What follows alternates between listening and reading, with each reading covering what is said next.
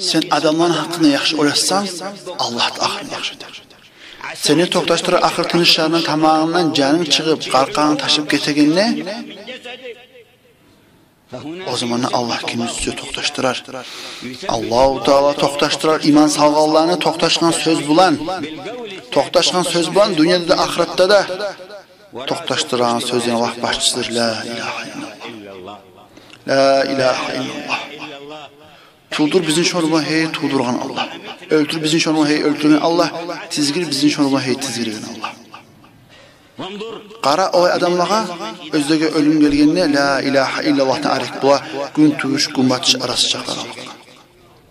Eğer de olağa 100 kişi aytsa da şol sözlerini aytmay. Eğer de olanı esne salsa 1000 kişi şonu eskilme olmay. Adamlardan birileri var, öyle turan adam, üstüne qarab turan adam esne sala, o öz esne salancağı. Bu hallar adamlara bolağan öyle turanına, onlar nəticəsidir, yaşamına özler yüreklerine bolğan zalanı. Nəticəsidir özler söylegen sözlerini, olaylar özleri ötköregen, kop güleni, kop cumalarını aytmalı, la ilahe illallah deyin sözlerini yüreğini tileninle. Ol gafurluqda. Tilin günahlı sözleri bulan söyley. Her gün kaynışa, her gün nalatlay, her gün söge, her gün yalan aytar.